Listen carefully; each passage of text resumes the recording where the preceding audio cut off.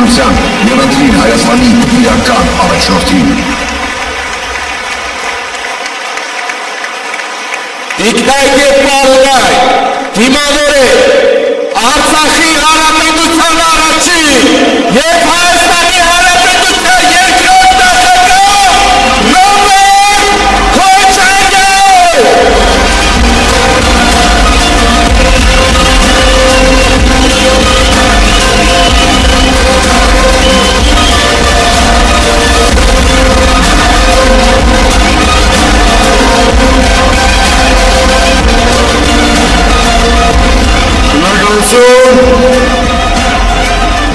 Շնորհակալություն։ Ես տեղում զգացի, որ այս միկրոֆոնները մի քիչ թույլ են, փորձում եմ շտկել։ Սիրելի հայրենակիցներ, առաջին պետք է շնորհակալություն հայտնեմ բոլոր ներկաններին, բոլոր նրանց, ովքեր նայում են այսօր այս հանդիպումը, բոլոր նրանց, ովքեր պայքարել են մեզ հետ այս տարիների ընթացքում, ձեր կամքի համար, ձեր պատրաստակամության համար, ձեր հայրենասիրության համար, նրա համար, որ դուք մտահոգված եք երկրի ապագայով,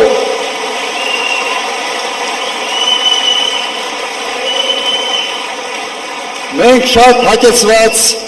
քարոզարշավ ենք ունեցել, բազմաթիվ հանդիպումներ տարբեր ֆորմատներով, դահլիճային, հանրահավաքներ, ուղղակի շփումներ, տասնյակ հազարավոր մարդկանց հետ շփվել ենք և համոզված ենք, որ մեր ընտրական զանգվածը կիսում է մեր ծրագրերը, համաձայն եք, բայց այս հանդիպումները նաև հնարավորություն են տվել մեզ համալրել ծրագրերը, լսել ենք առաջարկներ, ինտերակտիվ հանդիպումների ժամանակ մենք հասկացանք, որ ինչ-որ շտկումներ պետք է մտցնենք և մենք դա արել ենք։ Շնորհակալություն ձեր ակտիվ մասնակցության համար։ Սիրելի հայրենակիցներ, այս ընտրությունները սովորական չեն, բոլորը դրա մասին խոսում են։ Եվ ընտրությունները ոչ թե նրա մասին է, թե հաջորդ 5 տարվա ընթացքում ինչ կարգի տարբեր սոցիալական ծրագրեր են իրականացվելու։ Սա անբաժանելի մաս է, բայց ամենից կարևորը չէ։ Այս ընտրությունները նրա մասին են, թե Հայաստանը արդյոք մնալու է իր բովանդակությամբ հայկական պետություն։ Սա է այս ընտրությունների գլխավոր հարցը։ Մենք պաշտպանում ենք, թե դավաճանում ենք մեր պատմությանը, մեր ինքնությանը, մեր արժեքային համակարգին։ Պաշտպանում ենք։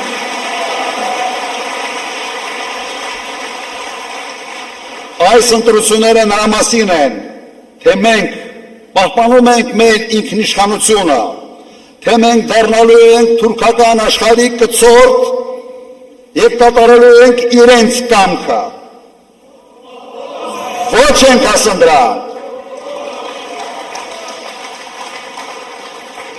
Այս ընտրությունները նաև Հայաստանի պատմության մեջ ամենից կեղտոտ, այլանդակ ընտրություններն էին։ Եվ այդ կեղտի և այլանդակության հեղինակը այս իշխանությունն է։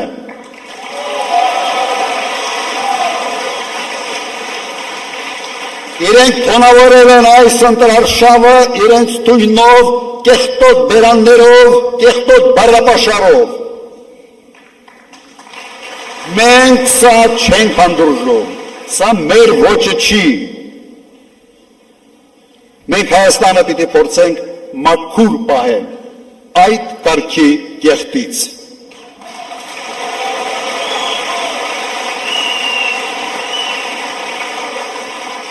Ոչ մի ընտրություն Հայաստանի պատմության մեջ չի զուգորդվել այս քանակի ձերբակալություններով, կալանքներով,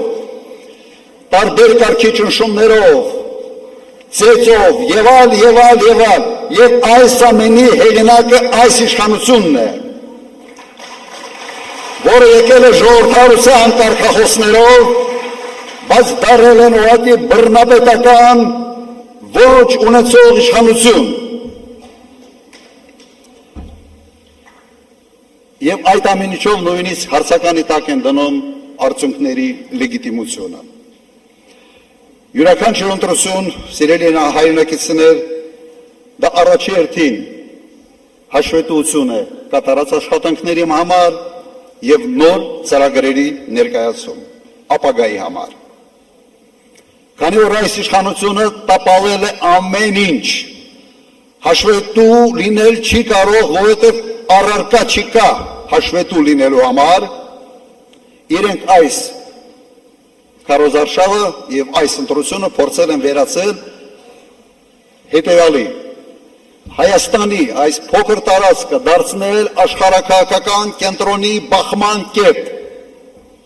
ինչը հեչ լավ տեղ չի եւ վտանգավոր տեղ է փոքր պետությունների համար։ Այս տեսանկյունից ընտրությունները իսկապես բավական տարօրինակ են, երբ իշխող կուսակցությունը, իշխող թիմը ընդհանրապես չի խոսում կատարված աշխատանքների մասին։ Եթե խոսա, պիտի խոսա, թե ինչպես է պարտվել պատերազմում, ինչպես է հրահրել պատերազմը եւ ով է մեղավոր 5000 զոհերի համար, 12000 վիրավորների համար, կորցրած տարածքների համար, կորցրած Արցախի համար եւ 150,000 փախստականների համար։ Դրան գումարեք առնվազն 80 միլիարդ դոլարի վնաս, որը հասցվել է հայ ժողովրդին, հայությանը։ Բոլորը գիտեք ով է մեղավոր։ Գիտեք։ Հիմա դրա մասին իրենք պետք է գան եւ հաշվետվություն տան մեր ժողովրդին։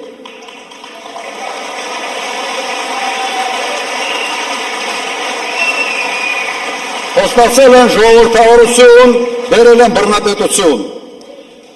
Խոստացել են կոռուպցիայի դեմ պայքար, գլխավորել են այդ կոռուպցիան։ Խոստացել են սոցիալական արդարություն։ Այս տեսանկյունից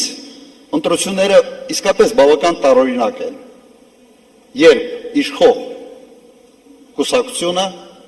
իշխող թիմը ընդհանրապես չի խոսում կատարված աշխատանքների մասին։ Եթե խոսա,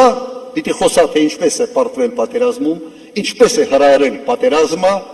եւ ով է մեղավոր 5000 զոհերի համար, 12000 վիրավորների համար, կորցրած տարածքների համար, կորցրած Արցախի համար եւ 150,000 փախստականների համար։ Դրան գումարեք առնվազն 80 միլիարդ դոլարի վնաս, որը հասցվել է հայ ժողովրդին, հայությանը։ Բոլորը գիտեք ով է մեղավոր։ Գիտեք։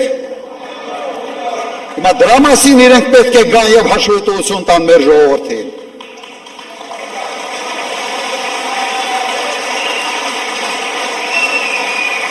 Խոստացել են ժողովրդավարություն, բերել են բռնապետություն։ Խոստացել են կոռուպցիայի դեմ պայքար, գլխավորել են այդ կոռուպցիան։ Խոստացել են սոցիալական արդարություն, բայց սա կրակի հետ խաղ է։ Երբ կառավարությունը սկսում է խաղալ կրակի հետ, վառվում է, այրվում է ժողովուրդը։ Սա պարզ ճշմարտություն է։ Եվ ինչ են արել, մինչև քարոզարշավը գնացել են Բրյուսել, խնդրել են հատուկ օգնություն հիբրիդային պատերազմի դեմ։ Հետո Եվրո համայնքի ժողովի ժամանակ հրավիրել են Զելենսկուն, դրանից հետո եղավ Մոսկվայի արձագանքը եւ այս խառնաշփոթի մեջ փորձում են իրենք շանտաժով, վախեցնելով, տարանջատելով մարդկանց քվեններ շահել։ Սա այն ճանապարհը չի, որով պատասխանատու իշխանությունը պետք է վարվի սեփական ժողովրդի հետ։ Սա լրիվ այլ ճանապարհ է։ Մեր մոտեցումը հստակ է։ Մենք եւ միայն մենք Հայաստանում, Հայաստանի քաղաքացիները պետք է որոշենք Հայաստանի ապագան։ Համաձայն եք։ Մեր արտաքին քաղաքականությունը պետք է բացառի գերտերությունների, հակասությունների վրա խաղը, վտանգավոր խաղը, որովհետև այդ հետևանքների համար գինը միշտ տալիս է ժողովուրդը։ Մենք պետք է հետևենք շատ պարզ մոդելի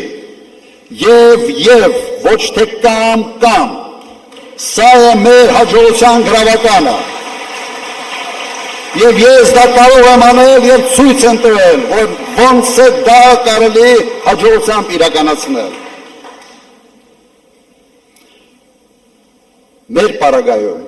ժողովուրդը ի վիճակի է լինելու փող աշխատել հսկայական ԵՏՄ-ի շուկայում և ի վիճակի է լինելու այդ փողը ծախսել աշխարհով մեկ, ով որտեղ ուզում է, ուզում ես Դուբայ, ուզում ես Եվրոպա, որտեղ ուզում ես, ավելի լավ է ծախսել Հայաստանում։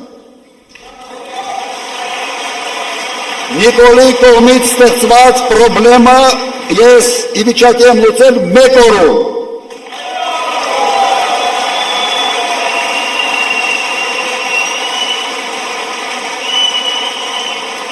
Այսպես կոչված բեզվիզը ևս ավելի շուտ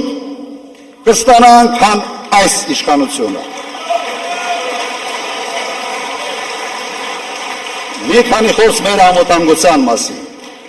Մեր անվտանգության մոդելը ունիվերսալ պարզ մոդել է։ Մարտունակ բանակ, ուժեղ առաջնորդ, հզոր դաշնակից։ Այս երկրագնդի վրա ուրիշ արդյունավետ մոդել ուղղակի չկա։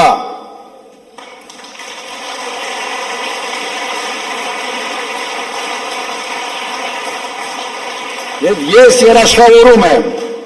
որ մենք վերականգնելու ենք հարգանքը Հայաստանի նկատմամբ։ Մենք բացառելու ենք այն կարգավիճակը, որը այսօր ցավոք Հայաստանը ստացել է։ Սա նվաստացնող նիկոլական մոդել է։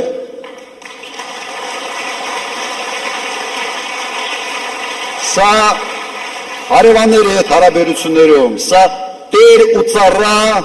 հարաբերությունների մոդել է, որտեղ տերը Ալիևն է, ծառան Նիկոլն է։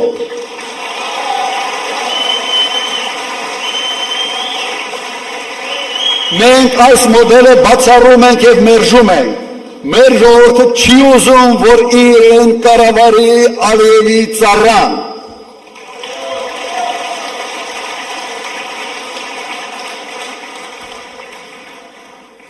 Այն մարդը, որը բերել է Արցախյան պատերազմ, կորուստ, սարսափելի հետևանքներով, իրավունք չունի նույնիսկ խաղաղություն բառը օգտագործել։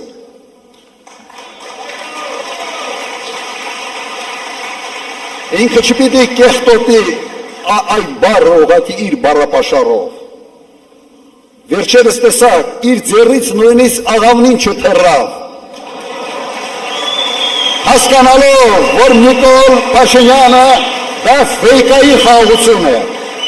ֆեյկային իշխանություն է և ֆեյկային բովանդակություն է։ Մենք ձգտում ենք խաղաղության և հասնելու ենք դրան։ Մենք հասնելու ենք կայուն արժանապատիվ խաղաղությանը։